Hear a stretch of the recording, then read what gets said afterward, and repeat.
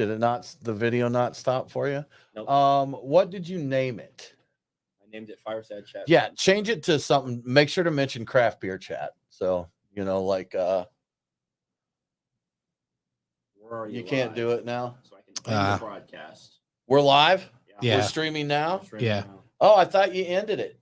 I couldn't end it. You couldn't end it. Hi, everybody. Hello. Welcome to the show. We were trying to fix something, but we couldn't. We've been putting Fireside Chat on here for our random chat shows, but it doesn't mention beer. And that's probably important. It's not particularly useful for social media where it goes out there because people won't find There's not even any hashtags, Brian. No, there's not a single one. We'll fix it later. Yeah. We'll fix it. Well, we won't later. on Twitter because it's just out there as it is. I mean, later, like a week away. Oh, like a week later. Yeah. Okay. But this is Beer Guys Radio. It is about beer. We talk about beer. We drink beer and other things, as you'll find out this week. But we got some fun topics to discuss, Brian. We'll get into. Yeah, I'm off track. I thought I was going to get a fresh start here, but no. Here we are. Here we are. We're live. We'll just go with it.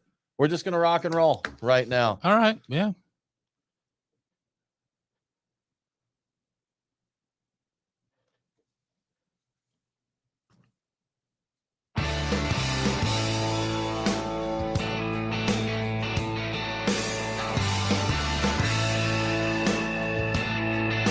Open up a tab, grab a seat, and pour a pint. It's time for the Beer Guys Radio Show. You want free beer? Go to the brewery. Dedicated to the art, science, and enjoyment of craft beer. Yo, what's wrong with the beer we got? Now, here are your hosts, Tim Dennis and Brian Hewitt. Welcome to the Beer Guys Radio Show. We are broadcasting from the Beer Guys Radio Studio. We've got several beer topics to cover, Brian, as you may guess from the name of the show. Yeah. We're going to talk about presidents. Are we? Yeah. I guess we're talking about presidents. We're going to talk about presidents, Brian. Did I surprise you there? It did a little bit. We're going to talk about Heineken. Oh, yeah. We're going to talk about Russia. Probably, yes. Yeah. Stuff like Bill Gates, even. You know what I was thinking when you said presidents? I was thinking I don't. About nothing at all, judging by your reaction. No, I was thinking, were we going to talk about the presidents sporting mullets that was viral on Twitter? No. Because that's going to be a thing. No, we're not going to. I mean, we can. You just did. Yeah. All right. Well, that's you a thing. Did. I'm Tim Dennis, and I'm here with Brian Hewitt. We're off track today, but I think we're making it. We're going to get through there. But I am Tim Dennis. Weird. With me, as always, my good friend and co-host Brian Hewitt. Hey, Tim. So this week we are reminded that big beer just can't catch a break in many, many ways. It turns out it's hard to make an honest living lying to your customers and breaking laws. Who knew? It's sad. So we'll get into that and a lot of the things Tim was talking about, maybe some pre-workout beers and some other stuff. And we've got something interesting in front of us, Tim. We do, Brian. So yes. You're a fan of this cocktail just in general. I am, yes. The Negroni. Correct. And I believe quite a few people are a fan of this cocktail. Is it still trendy? I know it was cool a couple years ago. Is this one still cool? I was looking at a tap list somebody had just posted on social media they were talking about how they had all the hot drinks and a Negroni, like a prepared, like on tap Negroni was one of the things. So I think, Negroni yes, on tap. Okay. Even though I think they're not as hot as they once were, I think both espresso martinis and the Negroni are still very popular overall. I was watching a YouTube show that I enjoy. There are these two guys from Britain, and I think the channel is just called Jolly. And they do stuff like they came to America recently, and they came through our great state of Georgia. And they tried a bunch of Southern foods, and they tried Waffle House, of course. Of course. You know, they're fans, by the way. They like all the garbage words. Yeah. They're like, oh, my God, I see why Americans are so fat. Yeah. You know, so. But they did one back when they were back in the UK. They did a show with an Italian chef where they were having him try grocery store prepackaged Italian foods to get his take on it. And they had a little contest there. The Italian chef did a little contest and said, they're like, what do we win if we win? And he's like, a Negroni. And they're like, okay. That's good, you know. So he was going to give them. So at least with the Italians or that Italian, I can imagine how amusing that would be. The prepackaged Italian food. There was something that I saw one of the times I was scrolling on Instagram. It was a couple of older Italian ladies. I want to say New Jersey, New York, somewhere like that, with all the accent and all the that attitude. Watching people on Instagram and TikTok do Italian food and how they were messing it up and hollering like, "Oh, you got to do bows." It's very entertaining. Unfortunately, forget the name of them. I think the Italians get the most worked up about other people messing up their food. Yeah. So like I found out, did you know that Italians do not eat like spaghetti and meatballs? You don't have pasta with your meatballs in Italy. It's a main dish by itself, meatballs. I didn't know that. Yeah, no, I didn't. I either. had no idea. There was another one I saw that it's from a British talk show, and there's an Italian chef there making a dish, and she's like, if you added some bacon to this, it'd be like a British carbonara. And you just see the Italian chef just totally upset, and in a very good Italian accent, he says, "If my grandmother had wheels, she would have been a bicycle." Yeah. So just like, yeah, you can say whatever you want there, but on that note, Brian, Italian and cocktails, we have Tip Top brand Negroni in a can. Yes. And it's a little bitty can, 100 milliliters in this can, Brian, which I think tracks with a classic Negroni recipe, right? Correct. It's 3 equal parts, I believe, an ounce each of gin, vermouth, and Campari is the way I do it. They say red bitters on this can because Campari is a trademark name and it's proprietary and all that. So I've tried some that you've made, and I've had one at the bar before, and I'm not in general a fan of the Negroni. For me, it's a little too bitter, typically. I dig this one. This is the best one I've had, and I've had Tip Top canned cocktails before and not been a huge fan, but the little Tip Top Negroni is pretty tasty. I'd heard mixed results from Tip Top cocktails. I'm all right with this. This does seem a little on the sweeter side, but it's good. It's good. I like mine are a little bit more aggressively bitter. Yeah, which is why I like this one more than you, because we definitely have a difference in the palates there. I still think this is good. It's a surprise treat. I've been looking for a convenient Negroni. The thing is it's such an easy thing to make. I've got 3 bottles and I take whatever size of vessel I want, and 1/3 this, 1/3 this, and 1/3 this, and it's done. And Brian Hewitt, the lazy alcoholic. Oh my God, I am the laziest alcoholic. Brian, if you were to pair a Negroni with a sandwich, what sandwich do you think would go good with a Negroni? Boy, I don't know. Roast beef. Turkey. Like a Negroni and turkey. Yeah, okay. Like a turkey sandwich. You know how a lot of times cranberry sauce goes with it. I kind of get so you're thinking like the Thanksgiving sandwich. Kind of. Yeah, like like you would that kind of pairing. I'd probably go turkey something with it. Okay. Yeah. Sandwiches were a hot topic on the internet this week, Brian. There was a chart that went around listing, I think it was the top 50 sandwiches in the world. Yeah, top 100, I believe. What'd you think of the list? I thought it was okay. I have strong opinions. Well, some strong opinions about it. I thought the list was a little bogus because it had avocado toast on it. Okay. Immediately disqualifies it. I did not see that they had a bunch of sandwiches with different non-English names. So I don't know if it's represented in some other way. No grilled cheese. How do you not have a grilled cheese on there, even towards the very end of it? I think lox and bagel was on there as well. And I know you're a fan, but does that count as a sandwich? I've had it in sandwich form, like where it's all put together as a sandwich. So you'll allow it? I would allow that. I like it. I'm fine with it. Muffaletta got very little love. I don't even know why. Yeah, it should have been way So on higher. this list, a few of the controversial things. One was the avocado toast. I mean, on a list of greatest sandwiches. Look, I like avocado toast. I make my own, put on there some everything bagel seasoning, little crunchy salt. It's delicious, Brian. It's delicious, but it's not a sandwich. It's toast. Yes, it is. With avocado on it. But there's one, and I don't know if it's pronounced Spideys or Speedies. And I'm sure some people listening to this show know immediately what I'm talking about.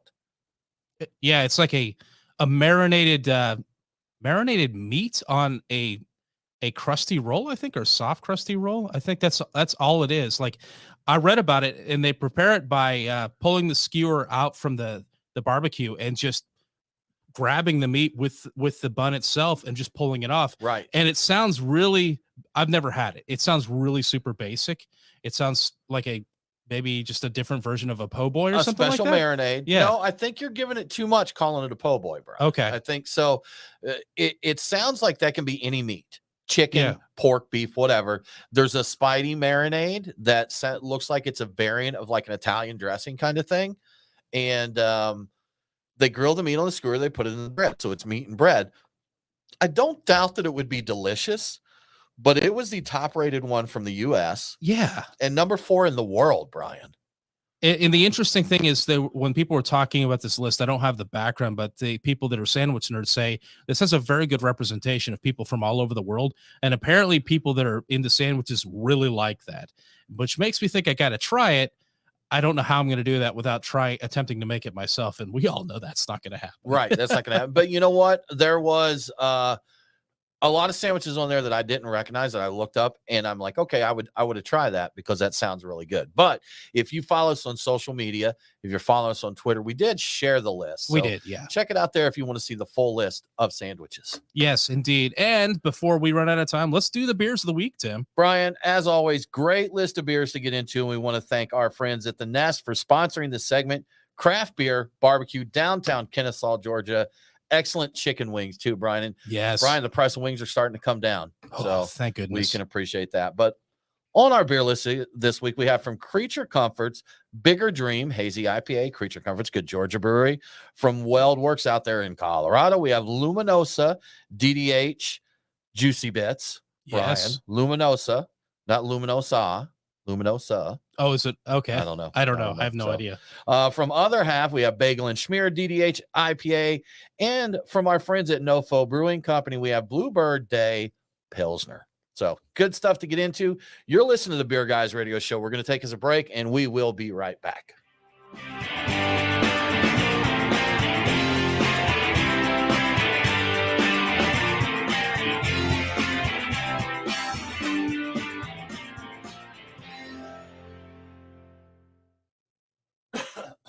I had a sneeze get stuck there, and it just wouldn't.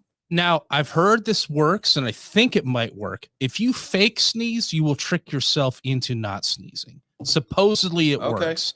I've tried to experiment with it. I don't sneeze a lot because my allergies don't usually give me a lot of issue. If I remember, I usually don't think about it until after I've sneezed, but if I remember, I've tried it. It seems like it takes the edge off. I had the pollen layer on my truck today when I came out, did you? And so it's that it's been nearly 80 here. I don't trust it. We shouldn't be pollinating this early. It's March 1st right now. Just came out of February. We had a pretty mild February because we normally February is our rough month. Did we even get snow flurries at all this year? I want to say we did early in the season, maybe. Yeah. Yeah. No, we definitely got some. We didn't snow get a flurries. covering though. I mean, we never got even a dusting covering there. I thought in time gets away from me so much these days, and I guess I'm getting old or something like that. I could swear we did get it was last year that the dusting occurred. Could have been the dusting. Yeah, the dusting. All righty. Yeah, Brian, I dig this Negroni. This is more. The bitterness is there, which I don't mind that herbal bitterness, but I don't want it to be the prominent flavor profile. It's toned down. My guess is this is probably okay. So I would say they probably went. Maybe they went. Okay. They scaled back probably the red bitters, the Campari. That would be my guess. They'd scaled it back by at least half, so it'd be like 1 ounce, Well, and a half. you don't know ounce that type they of thing. use. I mean, they're saying red bitters here. True. It could be totally different. They may have actually used bitters themselves in the place of that, Yeah. and just use more of the other things to accomplish it. Don't shake. That's interesting that they specifically say not to shake it. Well, a certain amount of action is going to happen when you pour it, right? So I don't know what that. Enough. I don't know what that Well, accomplishes. can't some things get bruised? Like some liquors can get what they call bruised when they're shaken. Nate, you probably know Yeah, this. you're the cocktail nerd. Does liquor get bruised or something get bruised when you're because making there's something cocktails? you're supposed to stir gently. So when you're stirring versus shaking, generally you're doing it because you have citrus in the thing. So a shaken cocktail usually is going to have lemon juice or lime juice or orange juice or something like that. And if you don't have like a citrus juice, that's the cocktails that generally the rule of thumb is that you'll stir it. Why?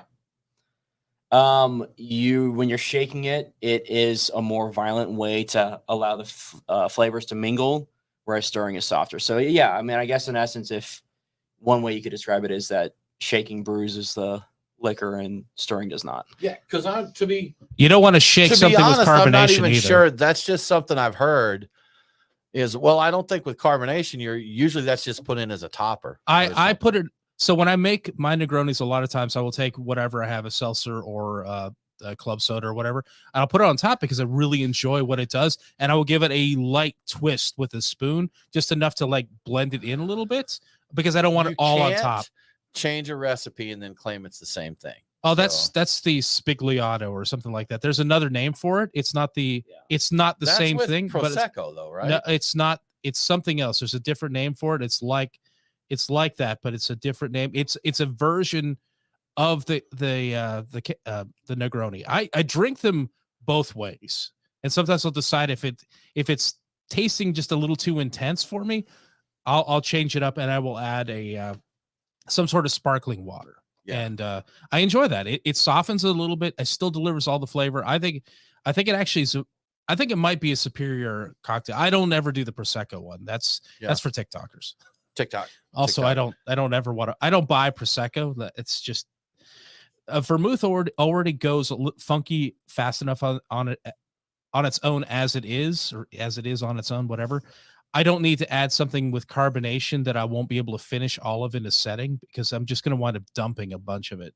Oh, I can give you more cocktails with sweet vermouth. More cocktails with sweet vermouth. I may need to look into it. I did try my hand at making some. I saw a really bad video of somebody who did a terrible job of making it old fashioned, but I figured they had to get their idea from somewhere. And I've tried replicating it a couple of times. I haven't done it in a few days. If they did a terrible idea, why are you trying to replicate? My thought was they got that from somewhere else, and so they did a bad job of doing it. Like they made obvious mistakes.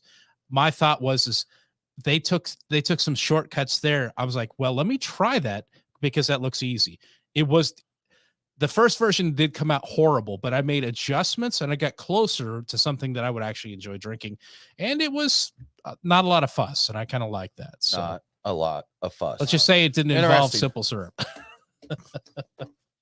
It did not. No, Okay. they straight up poured like white sugar in there.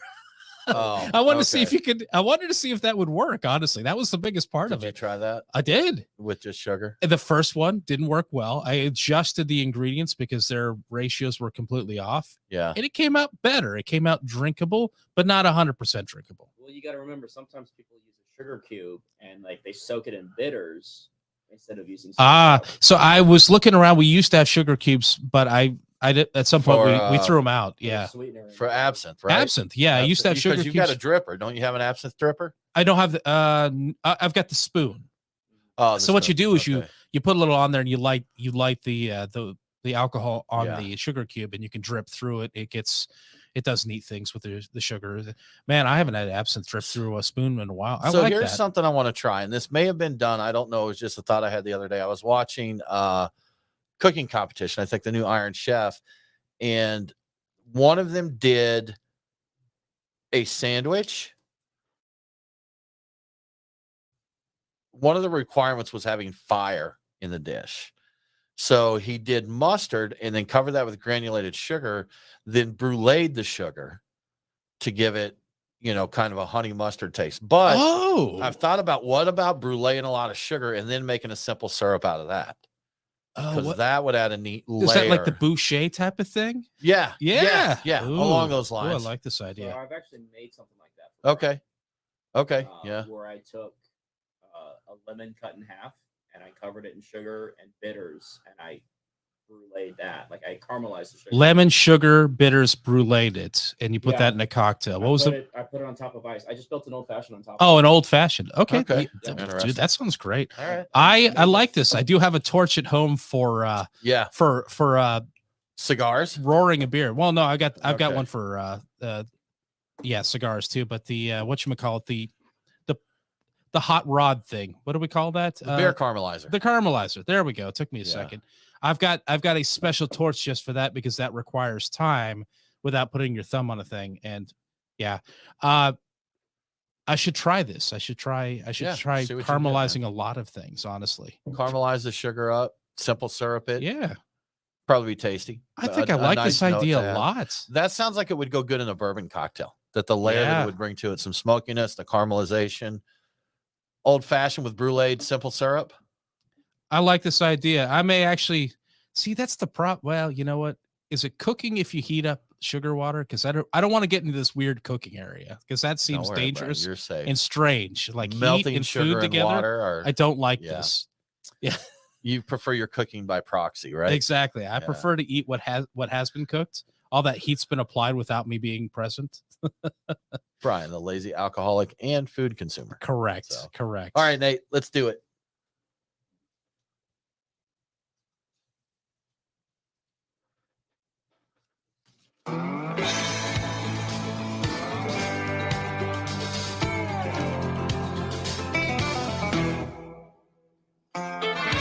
Follow the Beer Guys on Facebook, Twitter, and Instagram. Next Friday is Hawaiian Shirt Day. So, if you want to, go ahead and wear a Hawaiian shirt and jeans. Now, back to the Beer Guys radio show.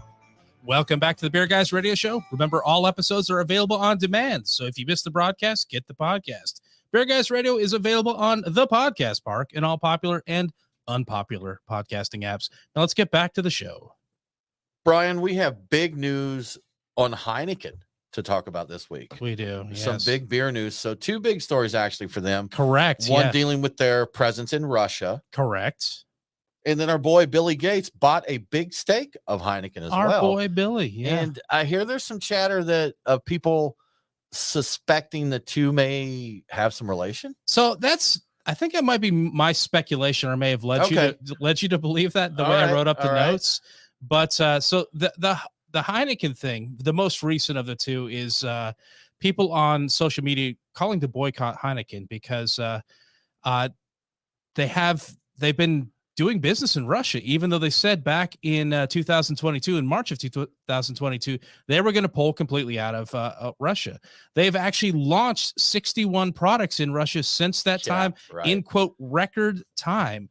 So people have taken note of this, and there's been a fun picture going around on social media with a bunch of Heineken bottles made to look like bullets. So saying it's proud supporter of Russian genocide, that sort of thing. And people are saying, hey, don't drink Heineken. This is terrible. Heineken has had a response to this. They've seen it, obviously, and they know this is going to be a problem for them. They say they're working on transferring the business to a viable buyer, but they expect significant losses of 300 million euros. Their local colleagues at Heineken Russia are working to keep the business going because while they are trying to delist in Russia and avoid nationalization of the business. So they're trying to transfer the business without losing it to the Russian government, basically. So I don't know how much I believe them. You don't launch 61 products when you're trying to stay stay afloat. I'm disappointed in this because it seems like it was lip service. They came out, and you and I actually had this talk, Brian, way back when companies started pulling out, that I think you'd commented, they're trying, some virtue signaling. They want to show people, and this, that. And my take at the time was, this isn't so much about virtue signaling. This is getting out ahead of what they suspect is going to be a collapsing economy. It's like, get out before we, hey, these guys are going to war. This economy is going to trash. We don't want to be here and lose all this money. And, talking about transitioning out, I don't know the liquor laws in Russia or what kind of regulations they have to deal with. But if I'm not mistaken, did McDonald's get out of there pretty darn? They straight up closed stuff. They didn't hand off the business. They closed it down. And I think Russia came in and immediately somebody in Russia came in and immediately came up with some ripoff version of McDonald's. Yeah. But there was a story, I think, of a guy buying out and collecting tons of McDonald's. Like had his freezer stuffed with him or something, didn't he? Stuff with McDonald's because he was such a huge fan. I feel bad. Honestly, I feel bad for the guy because it's not that guy's fault that this all happened. And he was just a fan of a burger. And his burger was taken from him. Took his burger. You know what? He's the real victim in this story. In all honesty, man, a lot of the Russian folks, and this probably applies to a lot of wars, this is our governments getting at each other, That's, now there's indoctrination of what you think the average quote unquote enemy is. But if you look around, people just want to live their lives for the most part. There's extremists anywhere, but sure. A lot of Russians, there's propaganda. I'm sure there's things we're fed by our government that may not be the truth. They wouldn't lie to us though. No. Yeah. We get the entire truth. We're never lied to. So so on the tail of that, or actually this precedes it, but I wonder if there's any connection at all or any knowledge at all of it. But Bill Gates bought $1 billion stake in Heineken. This was announced a few weeks before this call for a boycott. He now owns 3.76% of Heineken, even though he's, quote, not a big drinker, which he said in a 2018 Reddit AMA. So there's no comment from his charitable foundation, which presumably is the one that actually made the investment. I don't know. But it did happen really recent to this news. And I'm wondering, did he know they were doing this? Is part of the reason he bought into it because they were expanding in Russia? It just makes me wonder if there's something that don't make no sense, gross though, Brian, going on, though. Right? Yeah. I mean, so here's my speculation, my totally uninformed, uneducated take on this. Okay, let's have it. If Gates is buying something, there's a reason. No rocket science there, right? Should be, yeah. I'm sure that his purchases are well thought out, but why? Why now with Heineken? I haven't looked into it to see, so I don't know. I'm just rambling, but interesting. If it came out 3 weeks before, in all honesty, this stuff about the Heineken and the rush and all that, this is a social media campaign. True. People just saw this. I honestly doubt there's any correlation whatsoever. Could be wrong, but why? Why did Bill Gates and the Gates Foundation make that kind of almost $1 billion? That's not an unsubstantial purchase.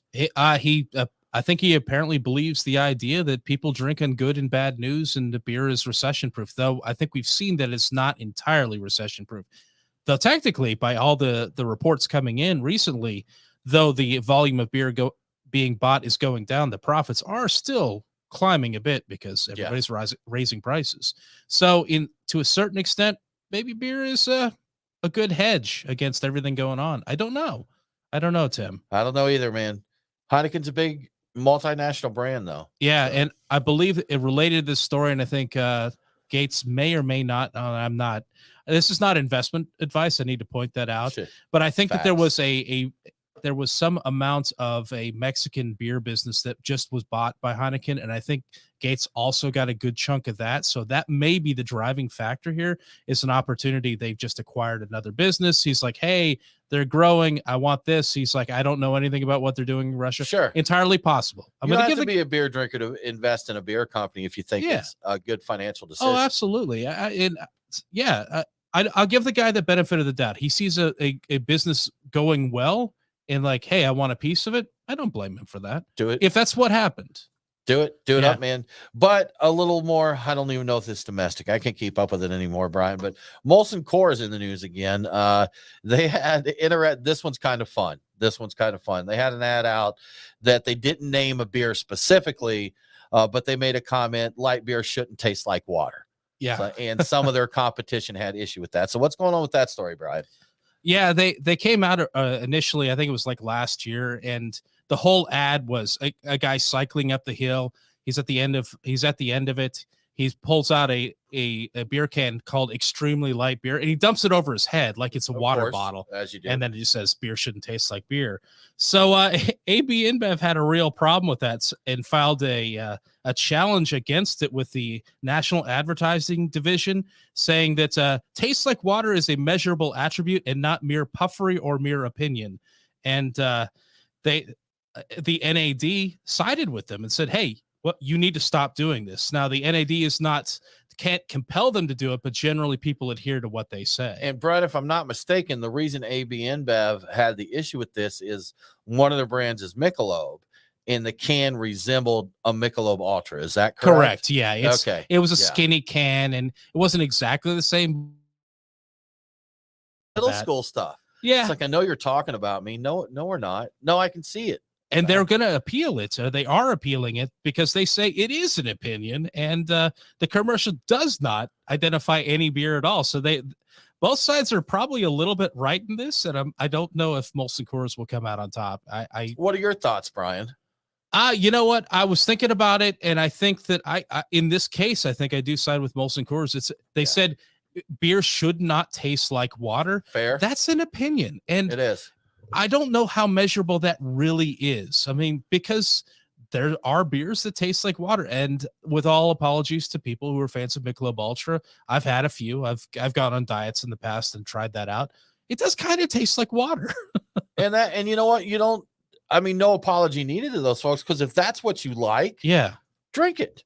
Yeah. Drink Yeah. it. You know, if you, hey, I want a very light hint of some alcohol here, go for it. If that's what you dig, then go for it. And what you could come back with it and say is like beer in this case is probably 98% water anyway. So, Yeah. you know, it shouldn't taste like water. Like, well, it kind of is water. So, you know, I look forward to seeing Molson Coors and ABI behind the football field tomorrow at 4 p.m. to see if they can duke this out. they So, should totally absolutely do that. You're listening to the Beer Guys Radio Show. We are going to take a break, but we will be right back.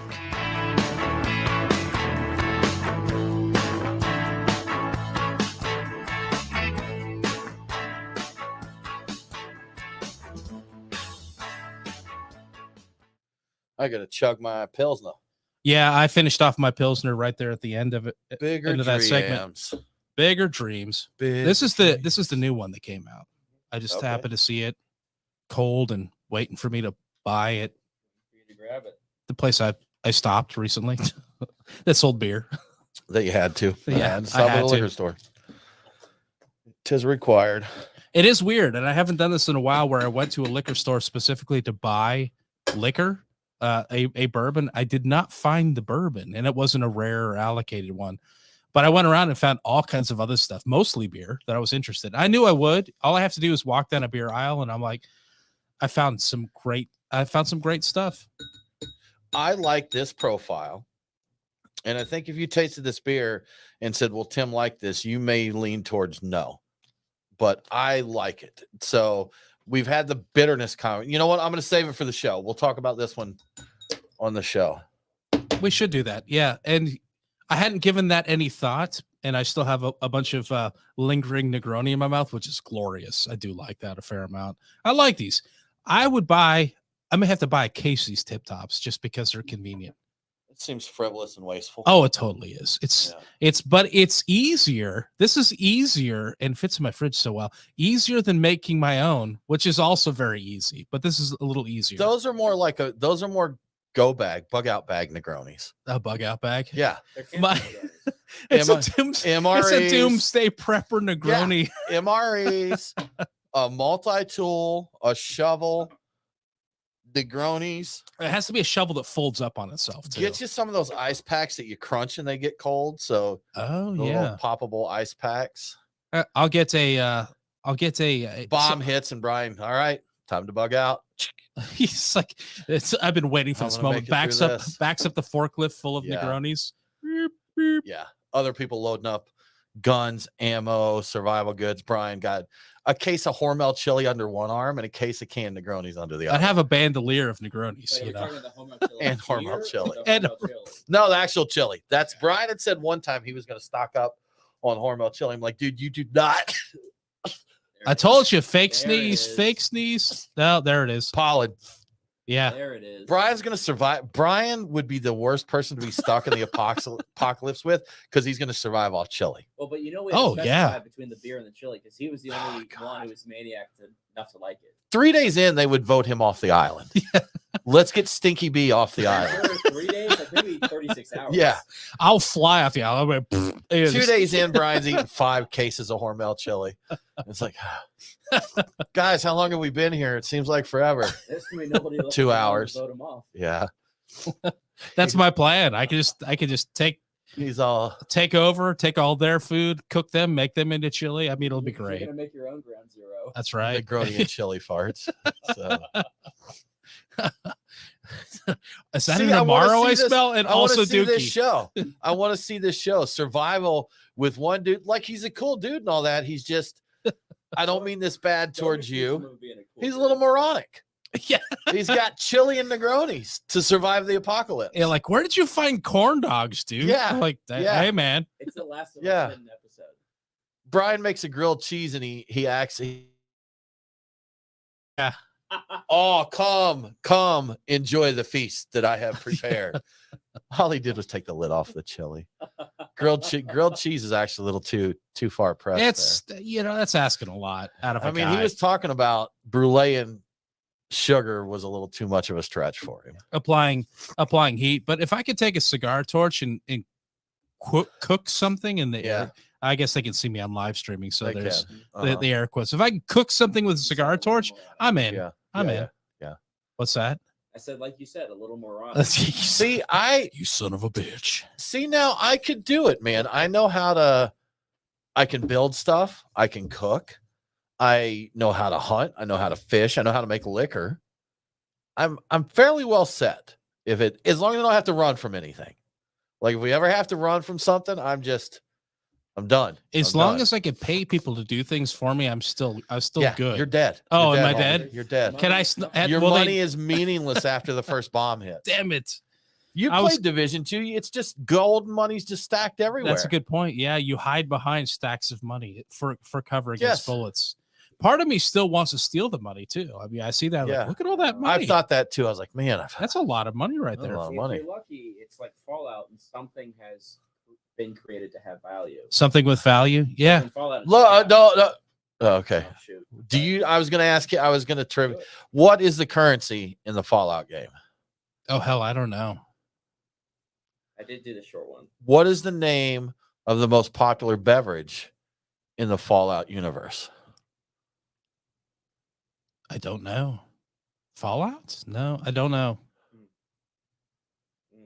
Uh, I never all played right, it. We should move on. I don't want to deal with this. I've never. I think I downloaded one of them. I played the Far Cry games.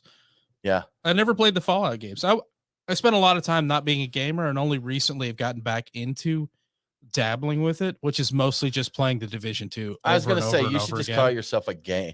Yeah, Like I like to I'm not play a gamer. video games. I like to play video games. I like to play video games. Video games. I did play several Far Cries and enjoy them, and You never finished one. no, but I got really close with one of them. 5, I think it was. It Or was New the one that Dawn? was the New Dawn, where there was the twins and you fought them, and I had the saw blade gun. Yeah.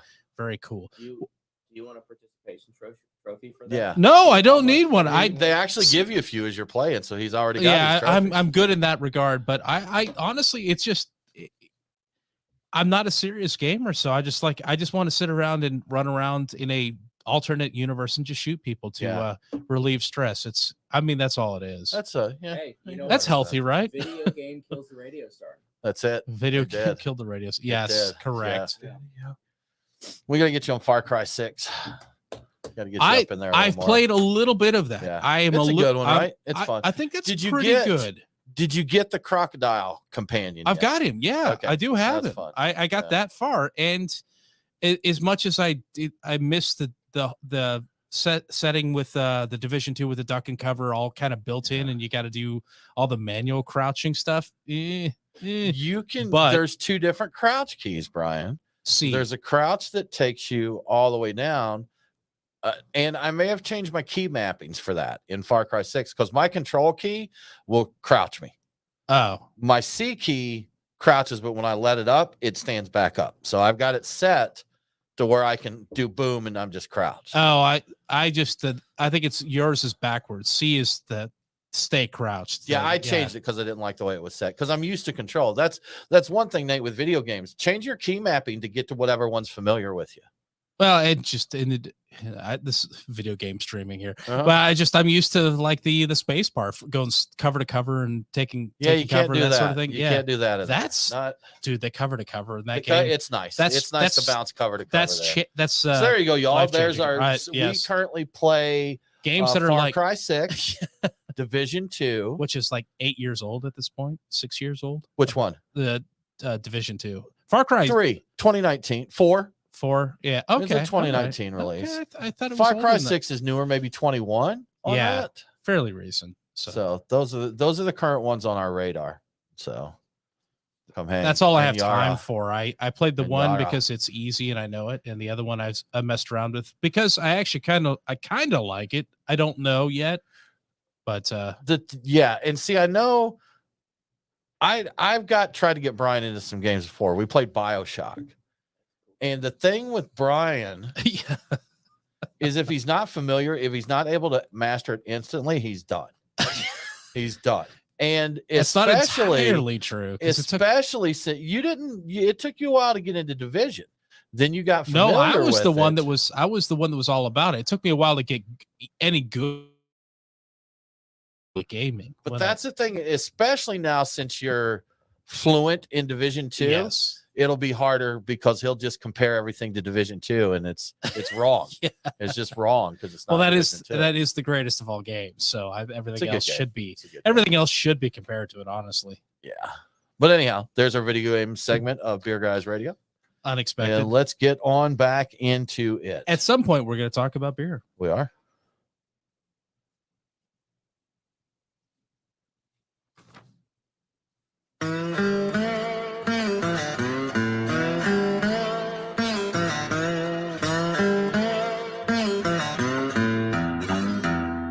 Follow the Beer Guys on Facebook, Twitter, and Instagram. Cannonball coming. Now, back to the Beer Guys Radio Show. Welcome back to the Beer Guys Radio Show. I want to give a quick shout out to one of our great radio affiliates, WSLW 1310 AM in White Sulphur Springs, West Virginia. Catch Beer Guys Radio on WSLW every Sunday at 9 p.m. Now let's get back to the show. Brian, most people who know me know this, that I'm a very athletic guy. Yes. That I do a lot, especially running. I love to run. Tons of running. Marathon, cross country, just running is what I do mostly. And as a runner, after like a big race or something, having a beer is good to kind of replenish your body there. You ever pour one over your head at the end of a run? I haven't. No, I do that with water. Oh, yeah. That's right. So, but Brian, a lot of times it's post-workout that I do that, but our friends over at Athletic Brewing are collaborating on a pre-workout beer, right? Yes. So non-alcoholic beer has kind of become one of the beverages tied in with, hey, I'm athletic, I work out, I do a lot of things. I still want to have the flavor of beer. I don't want to pay the consequences for it. And it's a cool idea, but everybody thinks about it after working out. They've come out with one before you work out, the pre-workout beer. It's a coffee. I believe it's an extra dark ale is what they have to call it because it's non-alcoholic. It's called Souped Up, and they're putting it out there as an alternative to sugary drinks that you could have pre-workouts. It's a collaboration with Super Coffee, who makes some interesting bottled coffee drinks that have like MCT oil and some other stuff in them. So it's kind of also coffee with some sort of a nutritional background involved in it. So it basically combines coffee, non-alcoholic beer, and quote, upcycled barley rice protein. So you get protein in your system in preparation for the workout. So it is caffeinated. It's 130 calories, 23 grams of carbs, which it might be higher than some of their other stuff, but also 5 grams of protein. So well, that's what I was thinking. I know a lot of guys like pre-workout. I think carb loading is and all my, with all my athletic endeavors, I'm more post-workout personally. So I don't know a lot about the pre-workout, but I know like some other runners, I don't do this, but we'll like have a big pasta dinner the night before. I've heard about that. Yes. And something like that, do their carb loading. But this does look, from what I recall from some of the other athletic brews, that's a little higher carb content. So maybe that's the idea. Get a little caffeine, get you juiced up. And 5 grams of protein, is that from the upcycled? Is it the rice barley protein? Yeah, the barley rice protein. Rice? Yeah. Okay. I don't know exactly what that is. I didn't really see quite the definition of it, but yeah, I believe that's all from that.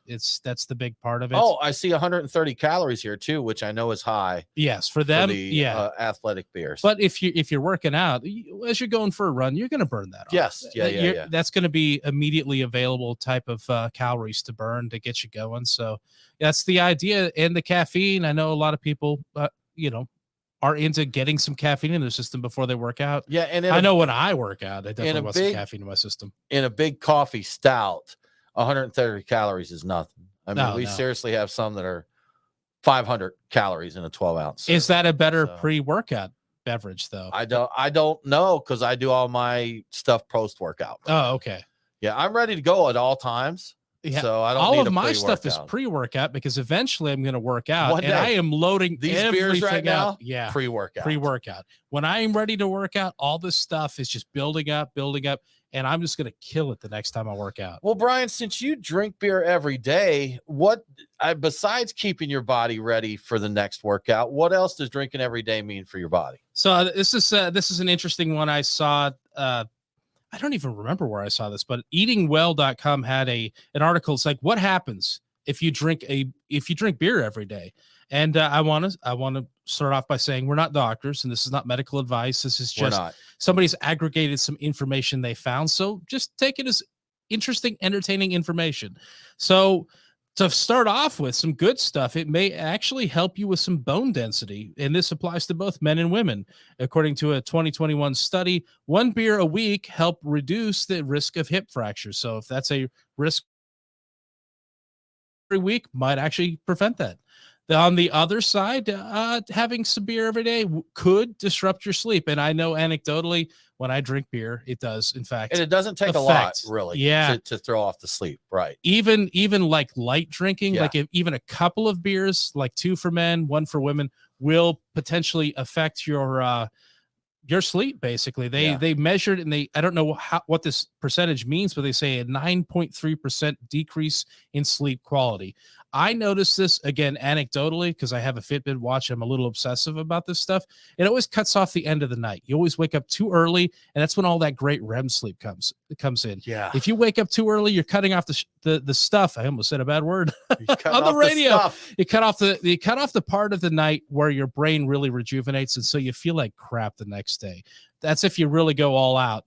But sometimes I'll drink some beers and I'll have the greatest night of sleep I've ever had. So I guess it really depends. So the thought is that the liver going through all of that beer is disrupting your everything in your system, including your sleep cycle. So and another negative thing, and you probably know this, it slows down weight loss. If you're trying to lose some weight, alcohol isn't stored anywhere. It's fast tracked to the liver. It's the VIP because it's perceived as a toxin. Yeah, so all the other calories, you need to wait your turn, and you may get stored as fat while it's burning that alcohol. So the good thing is your liver, if it's healthy, is processing that right out, but it may be storing other calories as fat because it's using those. So that's part of it. It can create digestive issues if you have too much of it. Problems as part of it? Sometimes, Okay. yes. All right. Like cognitive problems too, probably. Yeah. It can lead to leaky gut syndrome. But on the other hand, Brian, on the what is positive leaky side, gut syndrome? that is where, and I've looked into this, that is where you actually have perforations and things are leaking through your various intestines into your system and causing That doesn't sound inflammation. Good. Sepsis or something? Can you get it's that? Not Quite there? I don't think it's quite there. I think what it is it can cause real problems. Not a doctor. With inflammation. Yes, not a doctor, not Okay. even a chiropractor, which a lot of chiropractors like to pretend they're doctors, not a chiropractor. But on the plus side, if you drink wild beers, some of the bacteria in them, in those beers can help you with the kind of probiotic. They can add to the microbiome, as they like to talk about. They legitimately are probiotics. Yeah, they will help digest lactobacillus things. And all that. That's it. Just like if you make sauerkraut at home by just salting some cabbage and letting it grow, that's a lactobacillus bacteria. And that is absolutely great for your system. Sure. And there would be a small amount of alcohol in that potentially, and it's not enough to be worried about. We could sell it as an NA beer. We could sell it as an NA beer. We could even ship it in from out of state probably and get away with it. So the other thing, which is also not a surprise, is you can get dehydration, like electrolyte balances, that sort of things, have cramping issues and just all that sort of thing. But because beer is lower in ABV than like a your whiskey, your spirits, if you drink water with it, which is what we used to do in Portland a lot, you'd have a beer, you have a pint of beer, then you have a pint of water, you mix them up, you can actually stave off most of that and not have to deal with the worst parts of it. So here's a hot take from me, who's not a doctor, Brian, but I've heard that the talk about like beer and dehydration may be overblown, like saying beer is a diuretic and that, because the massive amount of a beer is still water. So even though you're getting something in there that's a diuretic, things there, the amount of alcohol, the amount of beer you're drinking, you're still getting a lot of water in there.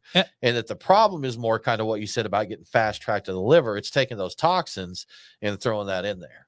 And I think that this article I was looking through when I was kind of making my bullet points here, I think it uses maybe dated information. I think the real culprit is, like you say, it's acetaldehyde that's produced, the thing that tastes like green apple when you have it in a beer. Yeah. I think that actually causes headaches and a lot of the real trouble that people experience from hangovers. So, that is an issue. And no, I think having more water in your system may help you flush it. but it won't actually reduce the amount of that in your system. It's not going to hurt to have some more water in there, right? No, absolutely not. Absolutely Again, not. we're not doctors. This is not medical advice. This is just for information and discussion. Correct. Right, Brian, let's talk about the beer we're drinking here. So we've got one from Creature Comforts. This is Bigger Dreams Hazy IPA. And what do you think of it, Brian? What are you getting in this one? I enjoy this one. I get a nice, like, kind of a bright, like citrusy hoppiness. It's quite nice. I just finished mine, but it's got a nice lingering hoppy. What do you think of it? Because this seems like a beer to me that you might not enjoy. Just it might. I don't know if it'd be too bitter for your taste buds or not. And the bitterness is balanced with the rest of the flavor. So I think it's good. So Creature Comforts, Bigger Dreams Hazy IPA. Thumbs up for me, Brian. It's one of their newest beers, I believe. Good stuff. Yep. You're listening to the Beer Guys Radio Show. We do need to take a break, but we will be right back.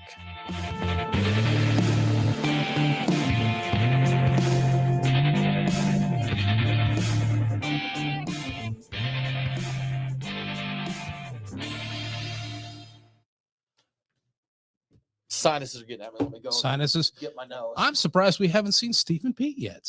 He is in the chat. Oh, is he? Is he? Okay. Oh, there he is. Hey, cheers. Hey. Steven. We didn't mean to ignore you. We just didn't. Cheers, we didn't see you. That was segment 3, mid segment 3. Mid segment 3. Okay. All right. Do you need tissue or anything? I'm gonna just go. Allergies. Thank you. So here in Atlanta, for people not here, and I think some of our people watching right now are here. It was 78 yesterday, and we have. I became aware. I didn't even look, but I was informed that the pollen levels are quite high. We've been having pollen alerts for over a week. Have we really? I'm a little disconnected from the whole pollen thing. I get allergy shots, so I don't suffer the same. Oh, look at you! You've got a mic and headphones and all that. Yes, I haven't really concerned myself with a lot of pollen, other than I'll notice I get gunky. I get kind of gunky a little bit, and that's when I know, oh, something's in the air. So I'm fortunate enough that my pollen issues only spawn in the autumn, so the back half of the year. But you know that pollen is hit when there are hanging clouds of yellow down here. Well, that's why I parked my car in a garage. Yeah, but you have to still walk through it. Well, I didn't notice it when I came into the studio, and I didn't leave the house all day. So That's true. how would You I do know work from this? home? So you are lucky in that regard. Yeah, that's right. I'm like, the outdoors are for people who like stuff and air and things like that. Trees. I don't like any of that. I very distinctly remember when I was in college, down at Georgia Southern University, and you would see the wind move, and so like pine trees are synonymous down there. But you'd see the wind move the tree, and the tree would move, but there would be a shadow, a yellow shadow hanging in the air. It would leave behind like a trait. Oh, it's like if you look at the tree, it'd be like you're on acid. You see the tree moving and also see a yellow version of the tree that left behind. Precisely. I've seen the gif of that where somebody shakes a tree, and it was very much like that. For a split second, there are two trees. There's a yellow tree that's not at all a tree, and then there's the actual tree with the all the needles and various things. Man, this is still something that even as long as I've lived in Georgia, it still blows my mind, because I don't remember ever seeing that when I lived in the Northwest. I didn't know that was a thing. There isn't a season. It rained all the time, so maybe we never saw it because of the rain.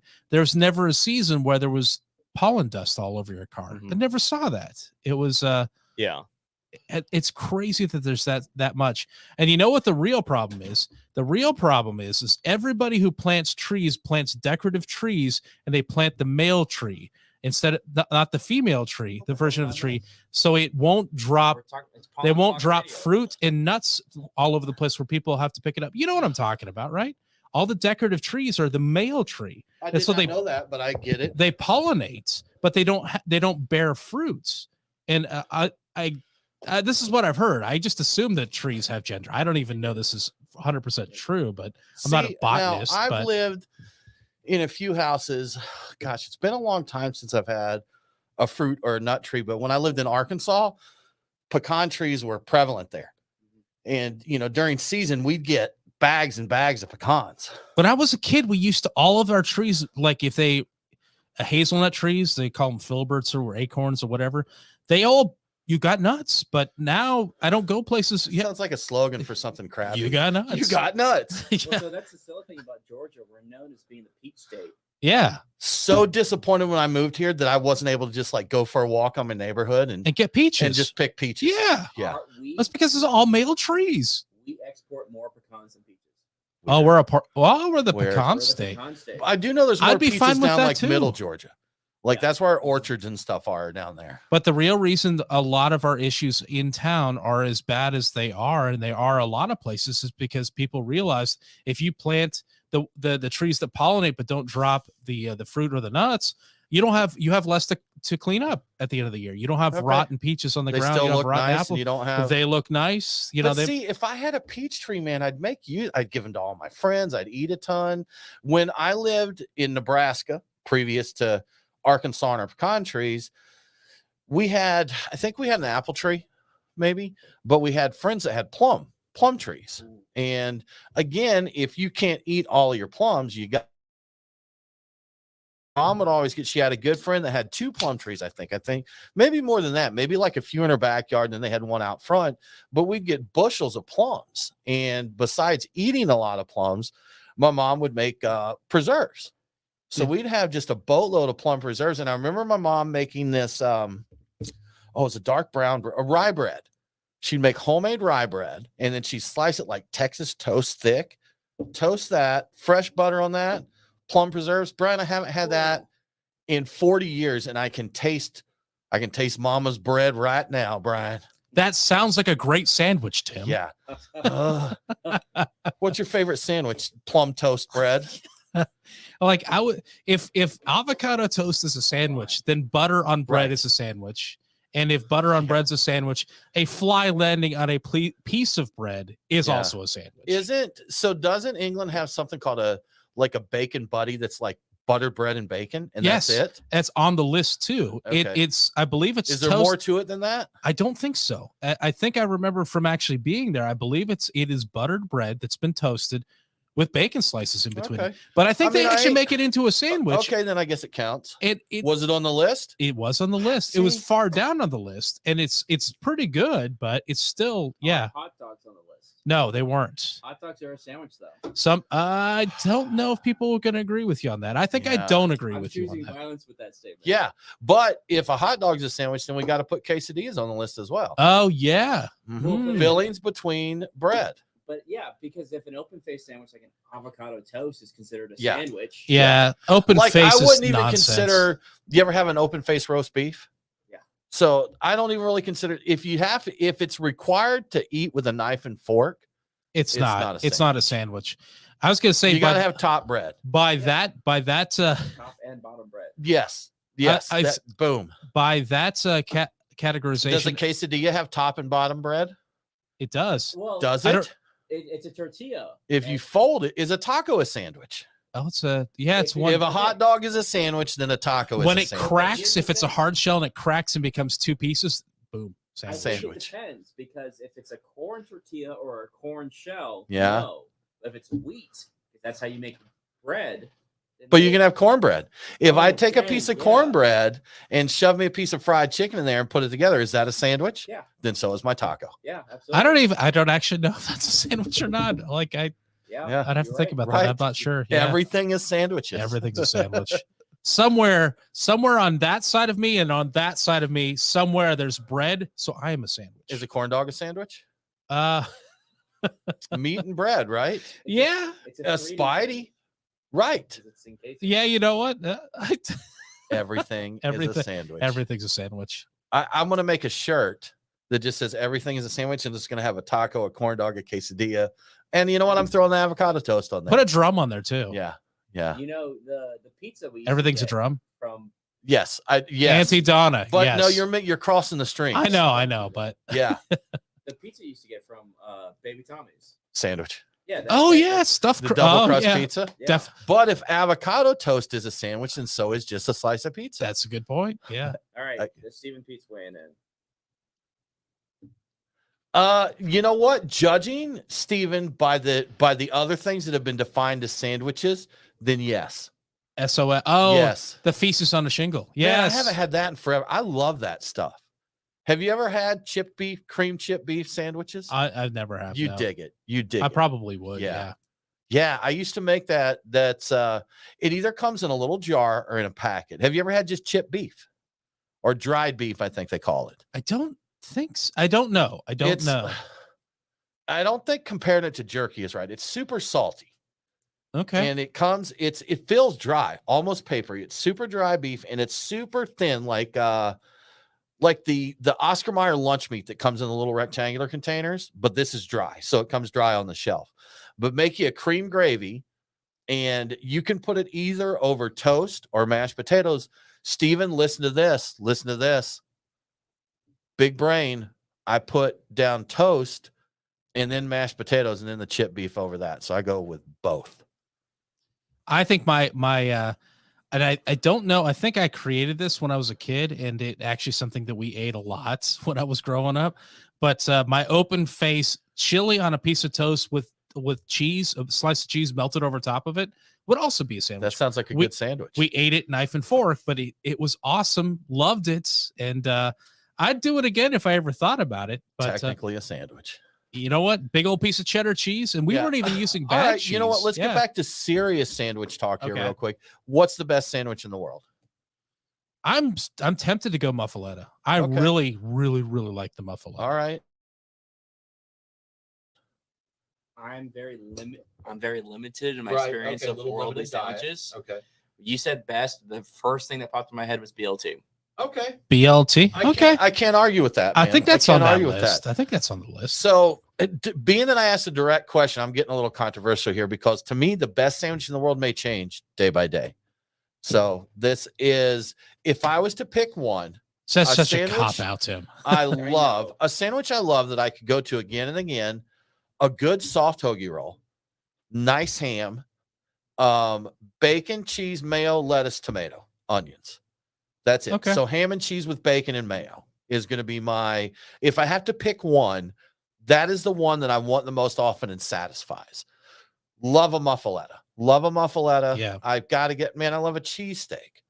So I gotta put that up there those too. are really good too. So, but yeah, you know what? Which Ham is and better, cheese- cheesesteak or French dip? There is an answer, and there is a right and a wrong answer. Oh, no. I've got to change literally everything I've just said. Unquestionably, the Italian beef is the greatest sandwich in the world. Oh, that's a really good point. Was it on the list? I don't know if that was. I don't think it was, and now I hate the list. Yeah, that's a really good point, and I kind of hate the list. Yeah, Italian beef is the right answer. That's it. Okay. But I gotta agree with you on like how context is key because some of the best sandwiches I've had is when I'm going like doing tubing down a river or paddling or just doing something out in the outdoors, and I bring pub subs, Publix subs, doing something outside. Sometimes it twists it to be one of the best sandwiches I've ever had. I get you, man. I don't know if we talked about this on the air or if I was just talking about Brian makes this stuff recently called roast beef spread. I do. And I told him about roast beef salad is what I'd roast like to beef salad. upgrade to. Yes. It's great. It's shut so up. good. This isn't about your roast beef spread just yet. We'll get to that in a minute. I was just using that to make a point. When I was younger, there's a stuff called potted meat. Are you familiar with potted meat? I don't know if it's a discontinued. It's a very redneck thing. It's a very low rent thing, but it's, I think, mostly pork smeared into a paste with seasonings in it, and they put it in a little can. Basically, take Vienna sausage and mash them into a paste, and that's close to what a potted meat is. But when I was a kid, my uncle used to love to make potted meat sandwiches when we go fishing. So it was potted meat and mayo with salt and pepper, and then you spread that on just white bread, and that's it. That's a potted meat sandwich. I like to get a little gourmet sometimes, put a slice of onion on there. But I remember being out on Chesapeake Bay with my dad and my uncle and fishing and eating those little cheese and crackers that come in the little rectangular packages, eating potted meat sandwiches, doing that and fishing with my dad and uncle. And I do recall that being the greatest sandwich in the world at that particular moment. It does sound good. Stephen Pete's weighing in. Go BLT. All right. Toasted cheese. Are you saying BLT is the best? BLT is okay. I mean, I don't hate I can't argue with that, man. Sorry for throwing out the goat, guys. That's it. Just boom. I got to give. Yeah. Once I remembered Italian beef existed, that's Italian beef wet. It's got to be dipped. I like cheese on mine. I think that gets a little controversial in the Giardiniera. It's got to have the Giardiniera. And then you're done for. I think I may like that. That probably beats the muffaletta for me by a little bit. I really like that if it's done right. But yeah, the muffaletta is really good. That roast beef salad sandwich I've been making, that's a winner. Kind of been on that lately. That's a winner. I've eaten a lot of those. That's a really good thing. It's something I found I never had it as a kid. I just discovered it and realized it was fairly easy to make and it sounded good. And that's really good. Yeah. And the best part of it is because it's basically a spread and anything else you want to put on it, you could batch that up and make a ton of it. Steven has a place that does Italian beefs like 2 doors down from his brewery. Yeah, that's right. He does. Chicago dogs and Italian beefs right there. Yeah. Lucky him. Peachtree Corners. I think. I always want to say Peachtree City. Is that what that is? Is that Peachtree Corners, that area? I don't even know. Steven, your Peachtree Corners, isn't that considered Peachtree Corners over there? Your Peachtree Corners, isn't that Peachtree Corners? Yeah, I think so. It's in that, because they got PC Matchers Homebrew Club that meets there. Oh, yeah, that's right. Yeah. I've heard it's good. I haven't had the one there before, but yeah. I'll have to check it out. Yeah. I'm game. That's the next time I go there. I want to say that. No, I think I had it there one of the times I was there. I think you went one time when I was either somewhere else or under the weather. And it was good. Yeah. Yes, that's right. You were not feeling well. I went over there. Yeah. And I had an anniversary or something like that. I had the sandwich. It was very good and hung out. Yeah, it was a good time. Cool. Awesome. Are we going into 4, Nate? All right, let's get this done. So much sandwich talk. And now I want a sandwich. Indeed. So, do we have another beer that we want to get into? This one? Is it this one, or do we want to get to the other one? There's the other on top of this. Did you drink a whole? Are you ready for another beer? No, not really. I'm still on Juicy Bits. We'll just go with this. Unless if you're ready, Brian, go. But I haven't even got into this yet. I just finished my Bigger Drams recently. Bigger Drams. Peachtree Corners. Stephen Pete confirmed Peachtree Corners. So in 2017, they were in the AJC as the best Chicago dogs in Metro Atlanta. Steven, do you know Brian Hewitt has never had a Chicago style hot dog? I guess I haven't. No, I don't think I have. I had one 2 weeks ago. What makes it Chicago style? Is that the long? Have you never had a Chicago dog either? Is that the long No. Oh, the last time I was in Chicago, I was in kindergarten. So no. Chicago dog with the pickle slice, right? The full length. I've never had one with a full tomato, a sport, the neon green relish. So you've got a pickle, a tomato wedge. It's got to be, a good hot dog. I think there's a certain poppy seed bun, I think is the bun. So poppy seed bun, the hot dog, mustard, the neon green relish. Okay. A pickle spear, a tomato, and a sport pepper. And then topped with celery, you put celery salt over it. I like celery salt, and the idea of eating the entire pickle along with it sounds awesome. When I go to a place that might sell them, I always just get the Italian beef. I never think about getting a hot dog. So that's why I've never had one. Knowing the flavors and stuff you like, you would really dig a Chicago style. I love you said celery salt, right? Celery salt, relish. Love celery salt. A pickle spear, a sport pepper. Relish can be good, can be bad, but a pickle spear, awesome. And I love a hot dog. So yeah, I'm on board. I'd do it. Yeah. Good stuff. All right, let's rock and roll.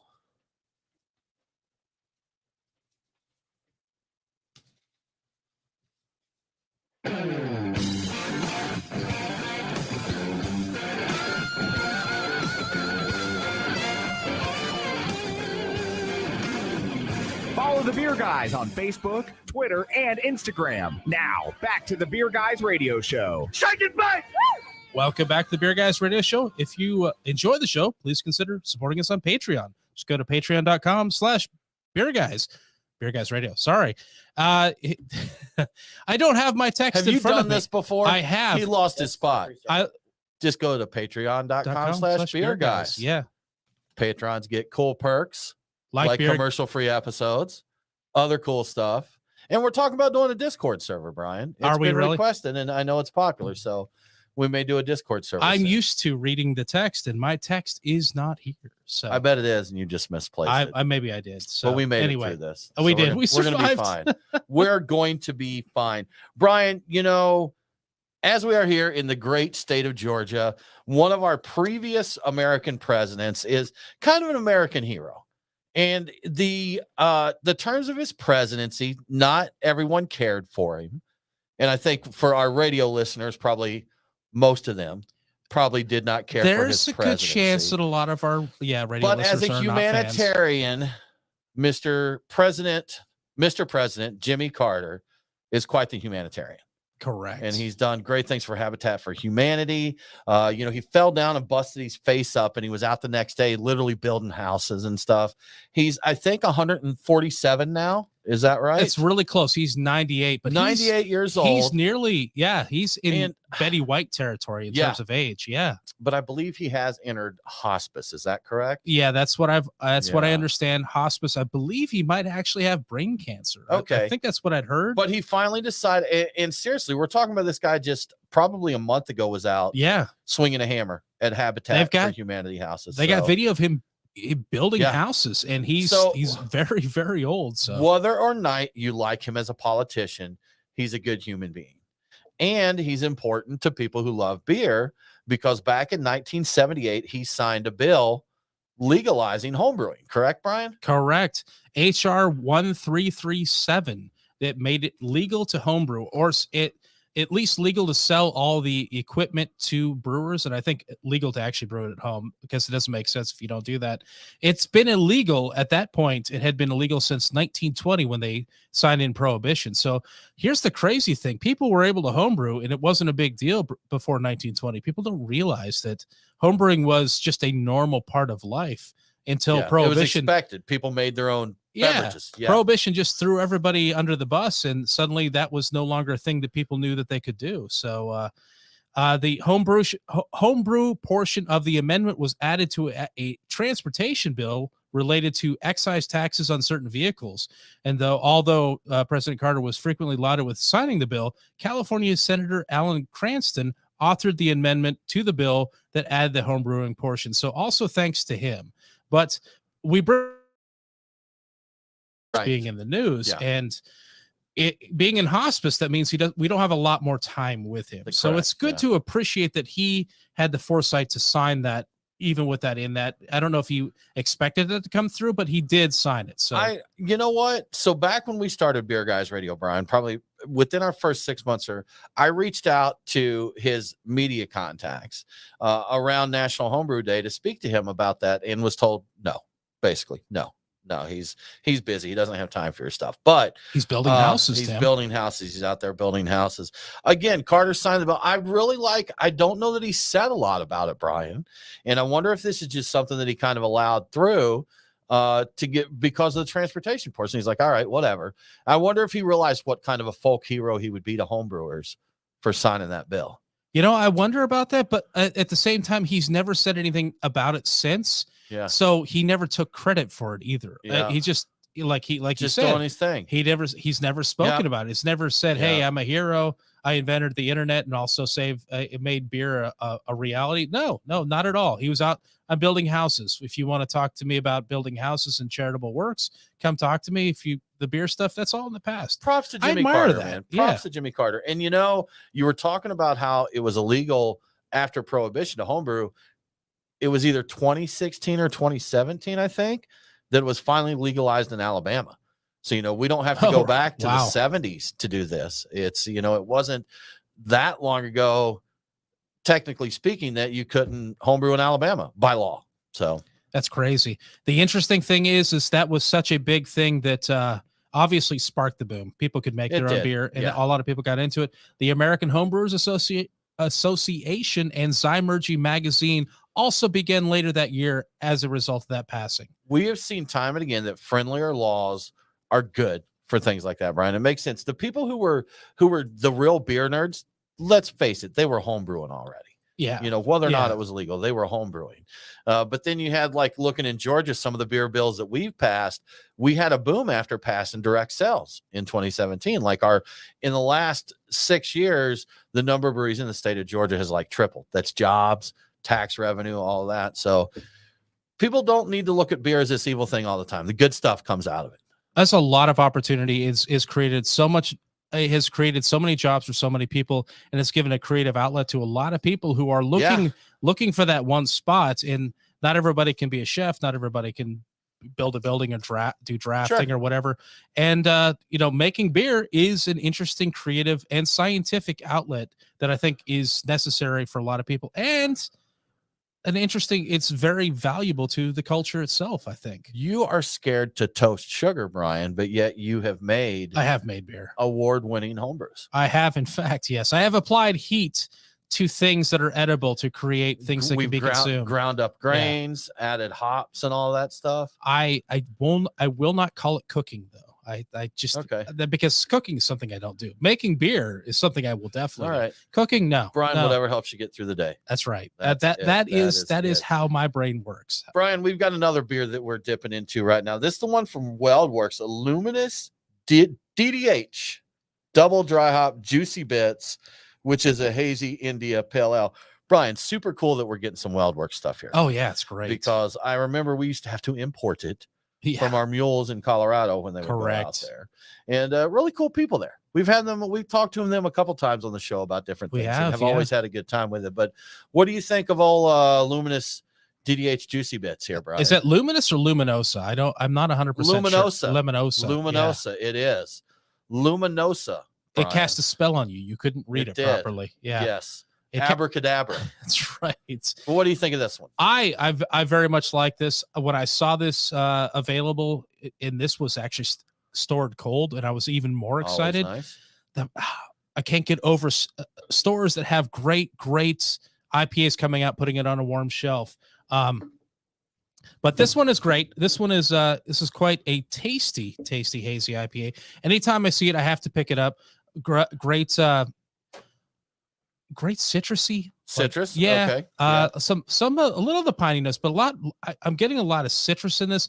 It's got some fun mouthfeel. I wouldn't call it creamy, but it's dank. It's got some dankness to it. Yeah. There's a dankness to it, definitely. So indeed. Yeah, I get the citrus notes and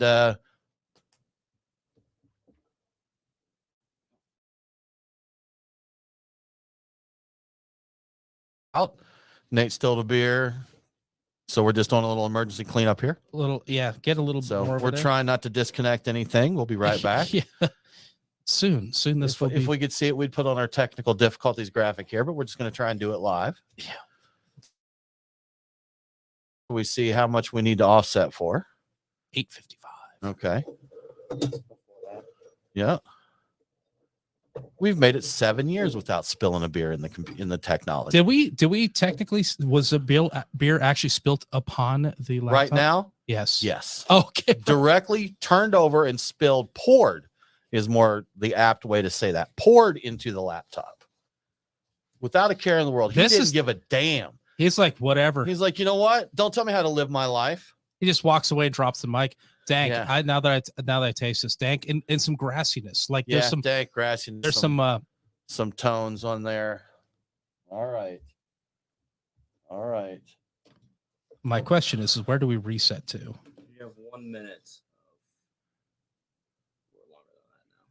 About a minute and a half. So I don't even know where we were though. You want to start over with the asking me? No, because I don't know how much time to compensate for. We need to get about a minute and a half from where we finished.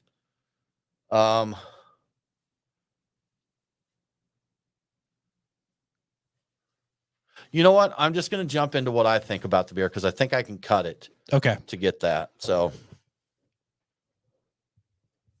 we're going to go to 11:45, Nate.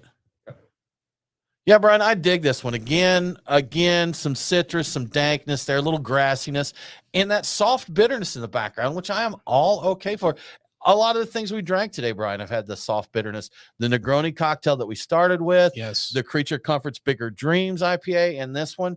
I am good with this level of bitterness. So bitterness is good as a balancing factor. I think that you're not looking forward to where IPA is going. It is probably heading back towards bitterness, I think. Yeah. From what I can tell, but you know what? I do appreciate somebody who can have the presence of bitterness without it being overbearing. In balance, bitterness in balance is ideal. Bitterness and in balance. WeldWorks does a great job of balancing flavors: the bitterness, the dankness, and some young hops, some grassy aggressiveness in there. Hops. But it's not overbearing. So It's a tasty nice. beer, Brian. And one thing we wanted to mention, we're going to give a shout out to another show here, a podcast that New Belgium is launching because a pretty cool concept of what they're doing. Brian, we've got just a few seconds here, but tell us about this show. Yeah, New Belgium is partnering up with ODD Media to launch a podcast called Green Flags: How to Humanize Business and Get Rich Trying. So it's the idea that they're going to go for a better business model that puts humanity at the core of business, and instead of just making it all about profits, a little bit of kind of a humanitarian take on capitalism. Basically, I think that's an interesting one, man. We're all about making money in that, but New Belgium bringing an interesting spin to things. So definitely check it out if you get a chance. Y'all, thank you so much for tuning in again this week. We appreciate it every week that you're here. For more craft beer info, follow us online. We are Beer Guys Radio on Facebook, Twitter, and Instagram. Support us on Patreon. We could use the help. We'd appreciate it. We'll be back next week. Thanks again for tuning in. Have a great one. Don't forget to drink local. Cheers.